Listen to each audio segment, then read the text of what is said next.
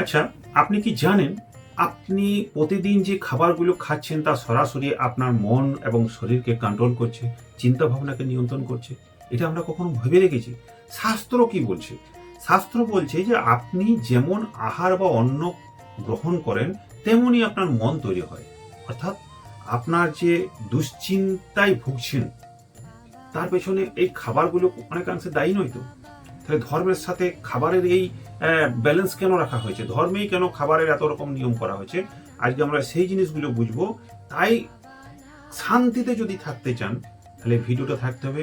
আর ধার্মিক যদি উন্নত করতে চান তবুও ভিডিওটা সম্পূর্ণ থাকতে হবে। ভিডিও শেষে একটা টিপ দেবো, যেটা আধ্যাত্মিক উন্নতির জন্য, শরীর এবং মনের উন্নতির জন্য একটা কথা বলবো, সেটা যদি মেনে চলেন তাহলে অনেকাংশে অনেক উন্নতি করতে পারবেন, যেটা আমি নিজেও ফলো করি। কেন বলছি, কিভাবে বলছি, সেটা শুনতে থাকুন, তাহলে আপনাদের অনেক কাজে দেবে। দেখুন, কথা হচ্ছে যে আহারকে শাস্ত্রে 3 ভাগে ভাগ করেছে, যেটা আমি আগের ভিডিওতে বলেছি। সম্পূর্ণরূপে শুনতে থাকুন। বিশেষ করে শ্রীমদ্ ভাগবত গীতায় আহারকে 3 ভাগে ভাগ করা হয়েছে। কি কি? তামসিক আহার, রাজসিক আহার আর সাত্বিক আহার। সাত্বিক আহারটা কি? প্রথমে এইটার উপর বেশি জোর দেওয়া হয়েছে ধার্মিক শাস্ত্রগুলোতে। সেটা কি না, সাত্বিক আহার হলো সেই আহার সেটা মন এবং শরীর এই দুটোর জন্যই খুব ভালো। যেমন ধরুন, টাটকা সবজি, ফল, দুধ, শস্য দানা, যেগুলো খুব রসালো যুক্ত হয়, সেগুলো কি করে মনকে শান্তি প্রদান করে, ব্রেনকে বুদ্ধি মান করে তোলে, অ্যাক্টিভ করে তোলে, খুব শান্ত এবং বুদ্ধি দুটোকেই যোগান দেয়। তো এটার ফলে কি হবে, যে খাবারগুলো খেলে, মনে করুন এই যে খাবারগুলো বললাম, এগুলোতে কি হয়, চেতনা শক্তি কম থাকে। আমাদের তো চেতনা শক্তি প্রচুর, কিন্তু যে খাবারগুলো সাত্বিক আহারের মধ্যে পড়ে তাদের চেতনা শক্তি কম, ফলে দুজনের মধ্যে কোনো সংঘর্ষ হয় না। আগের যে ভিডিওতে আমি বলছি, শুনতে তখন এটা খুব বড় জিনিস বলবো। এবার আসি রাজসিক আহার। কেমন? যা শরীরের জন্য ভালো হলেও মনের জন্য ভালো নয়। কিরকম?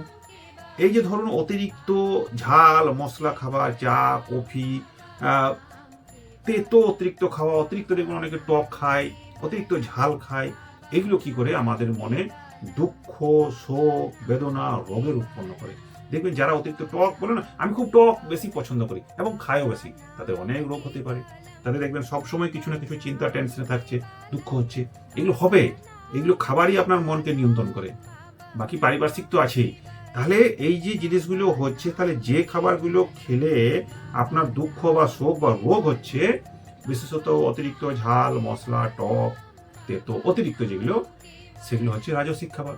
যেগুলো মনের জন্য অনেকটা ভালো না হলেও শরীরের জন্য কিছুটা হলেও ভালো হয়, অনেকের ক্ষেত্রে হয়, পরে বলছি। তাহলে এই খাবারগুলো তো অতিরিক্ত তো চেতনা নেই, কিন্তু উগ্র। ফলে আপনার মানসিক লেভেলটা ডিসব্যালেন্স হয়, শরীর আর মনে ব্যালেন্স থাকে না।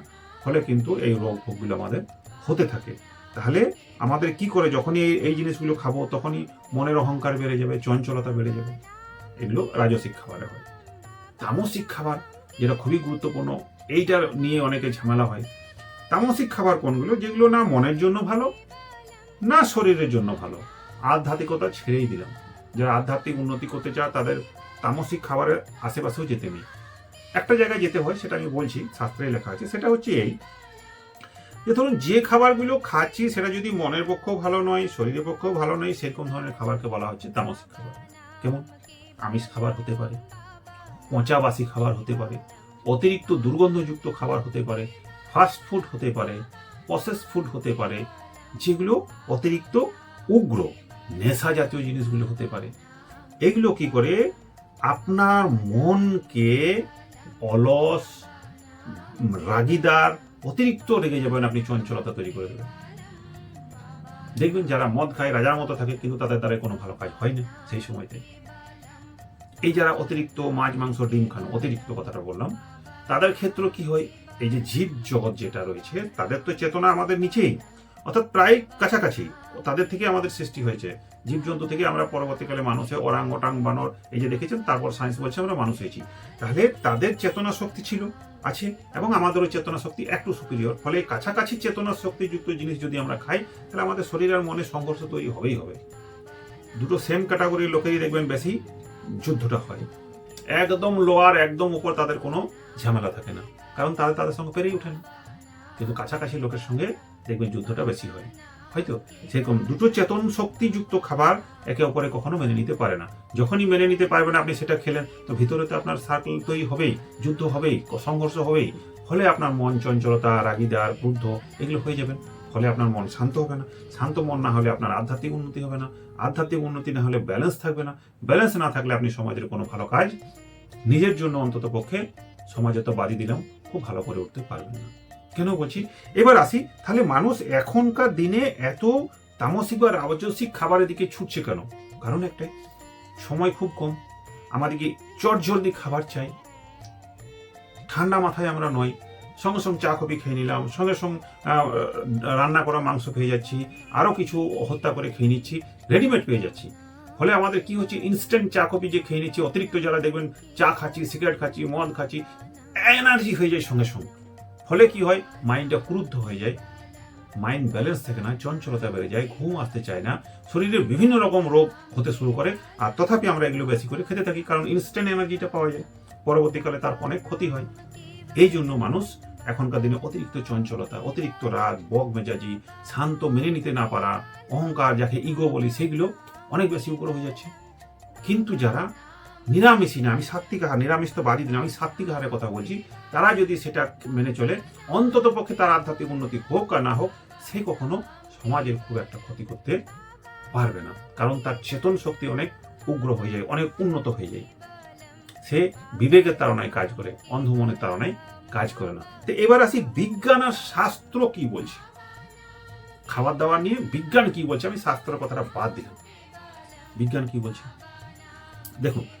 সাত্বিক আহার মনকে কিভাবে পবিত্র করে, সে তো শ্রীমদ্ ভগবত গীতাতে বলাই আছে। কত নম্বর অধ্যায়? 1700 অধ্যায় আছে, আর 8 নম্বর শ্লোকে বলা হয়েছে যে সাত্বিক আহার হলো রসযুক্ত পুষ্টিকর আহার, যেগুলো মনকে প্রসিদ্ধ এবং বুদ্ধি প্রদান করে। লেখা আছে, যারা পড়ছেন তারা দেখে নেবেন, যারা ভাগবত গীতা পড়েন তারা তো ওখানে পড়তে পারবেন, এই শ্লোকগুলো বলে দিলাম, দেখে নিন। এবার কথা হচ্ছে, এই খাবারগুলো সাত্বিক আহার কেবল যে শুধু শরীর তা তো নয়, আপনার আত্মাকেও পবিত্রতা করে। এই আত্মার পরমাত্মার যে গল্প, যোগ যে হয়, সেটা তো পরের টপিক আমি আলোচনা করব। কিন্তু এখানে শাস্ত্রে যেটা বলা হলো সেটা হচ্ছে খাবারের সূক্ষ্ম অংশগুলো নিয়ে মনের তৈরি হয়, আর সেই মন শরীরে প্রভাব ফেলে। এইবার তাহলে যদি আপনি আহার অপবিত্র বা উগ্র করেন, তাহলে মন তো উগ্র হবেই হবে। তাহলে বিজ্ঞানের ব্যাখ্যাটা কি, বিজ্ঞান কি শাস্ত্রে এই কথাটাকে মেনে নিচ্ছে? চলুন আলোচনা করি। দেখুন, বিজ্ঞান বলছে যে আজ যে শাস্ত্রের কথাগুলোকে বলছে, শাস্ত্রে এই খাবারগুলো খেলে শরীরের পক্ষে ভালো হয়, বিজ্ঞান সেটাকে মেনে নিচ্ছে। কেন? কারণ বিজ্ঞান বলছে, এটাকে বিজ্ঞানের ভাষায় বলা হয় গাট ব্রেন কানেকশন। এটা মেডিকেল সায়েন্সের কথা বলছি আমি, যেহেতু একজন ডাক্তার সেই জন্য আপনাকে বোঝাতে ভালো করে পারবো, কারণ এটা আমাদের পড়তে হয়। গাট ব্রেন কানেকশন, অর্থাৎ পেট আর মনের খুব সম্পর্ক আছে। কি রকম? দেখুন, আমাদের শরীরে মন এবং শরীর খুব ভালো থাকার যে হরমোন আছে শরীরে, অর্থাৎ যে হরমোনটা বেশি সিক্রেশন থাকলে শরীরে মন, শান্তি, প্রসদ্ধি সবকিছুই ভালো থাকে, শান্তিতে থাকতে পারি, সেই হরমোনটার নাম হচ্ছে সেরোটোনিন। সেই সেরোটোনিনের 90% কোথায় তৈরি হয় জানেন? এই পেট বা গাটে। এখন এখানে যদি এই গাট অর্থাৎ সাত্বিক আহার পায়, তার মানে পরিপাক তন্ত্রটা আমার সুস্থ থাকবে, বেশি তাকে ঝামেলা ঝঞ্ঝট করতে হবে না, ফলে সেরোটোনিন বেশি করে উৎপন্ন করতে হবে, তার এনার্জি ক্ষমতাটা কম থাকবে, অতটা রাখবে না তো এইগুলোকে। অর্থাৎ নিম্ন চেতনযুক্ত বা চেতন নেই এরকম কম চেতনযুক্ত খাবারকে তো হজম করতে সময় লাগে না বেশি। কিন্তু যদি ঊর্ধ্ব চেতনযুক্ত জিনিস খান, অর্থাৎ দেখবেন এখানে একটা বলে দিই, যত বড় জীবজন্তু আপনারা খেতে থাকেন, যত বড়, ছোট জীবজন্তু তার যতটা এনার্জি লাগে, বড় জীবজন্তুর যদি মাংস খান তার এনার্জিটা শরীরে অনেক বেশি লাগে এবং সে তত বড় ক্রূর হয়ে যায়। আপনি যদি পরিবেশে দেখেন, যারা বড় বড় মাংস টাংস খায় তাদের কিন্তু মানসিক লেভেলগুলো খুব চঞ্চলতা কাজ করে, স্টেবল থাকতে পারে না তারা। কিন্তু সাত্বিক মানুষগুলো খুব স্টেবল থাকে, কারণ তাদের চঞ্চলতা অতটা বেশি হয় না। এবার কথা হচ্ছে যে গাট, সেটা বললাম, যখন আমি এই গাটকে বেশি এনার্জি নষ্ট করার দরকার পড়বে না, সুস্থ থাকবে, সবল থাকবে, তখন কি করবে? সে ব্রেনকে সংকেতগুলো সঠিকভাবে পাঠাতে পারে যে কি করা উচিত আর কি করা উচিত নয়। সে বিবেকের দ্বারাই চিন্তা ভাবনাগুলো সুষ্ঠু সফল করতে পারে, সঠিক করতে পারে। কিন্তু যদি ইনফ্লামেশন যুক্ত খাবার খায়, অর্থাৎ যে খাবারগুলো, যেমন বিজ্ঞান শাস্ত্র উভয়ই বলছেন, যেগুলো এই যে খাবারই আমাদের শরীরে নিউরনকে এবং ডিএনএ কে প্রভাব বিস্তার করে। কি করে? যদি রাজসিক আর তামসিক খাবারগুলো খান, তাহলে এই যে পেটের পক্ষে যে হজম করার শক্তি, অনেক এনার্জি বেশি ক্ষয় করতে হয়, ফলে একটা ইনফ্লামেশন বা প্রদাহ তৈরি হয়। এই প্রদাহ তৈরি হতে হতে আপনার শরীরে অনেক কিছু রোগ তৈরি হবে। ফলে ব্রেনকে সঠিকভাবে, সেই গাট ব্রেন যেটা সঠিকভাবে আমাদের ব্রেনকে কানেকশনগুলি পাঠাতে পারবে না। ফলে মন এবং শরীরের মধ্যে একটা ছন্নছাড়া অবস্থা হয়ে যায়। তখনই কিন্তু মানসিক চঞ্চলতা অনেক বেড়ে যায়, রাগ বেড়ে যায়, ইগো হয়ে যায়, অনেক কিছু আপনার শরীরে রোগ ব্যাধি হতে পারে। তো সেই জন্যই উপসংহারে বলা যেতে পারে যে আপনারা আধ্যাত্মিক উন্নতি করতে চাইলে তো সাত্বিক আহার করতে হবে, এটা ধর্মের কথা, শাস্ত্রের কথা। কিন্তু বিজ্ঞান অনুযায়ী আমি বলছি, আপনারা যতটা পারবেন আস্তে আস্তে আস্তে আস্তে সাত্বিক আহারের দিকে যান। উইদিন 1 মাসের মধ্যে আপনি রেজাল্ট পাবেন যে আপনি আগে কেমন ছিলেন আর এখন কেমন আছেন। যেটা লাস্ট বলেছিলাম, একটা টিপস দেবো, যেটা আমিও করি নিজের জীবনে, সেটা হচ্ছে প্রতিদিন সকালবেলা উঠে বাসি মুখে খালি পেটে 2 থেকে 3টে তুলসী পাতা একটু গরম জল দিয়ে খাবেন। এই রেজাল্ট আপনি 15 দিন পর পাবেন, শরীরে আর মনে কতটা প্রভাব পড়ে। নমস্কার, ভালো লাগলে অবশ্যই সাবস্ক্রাইব করেন, পাশে থাকুন।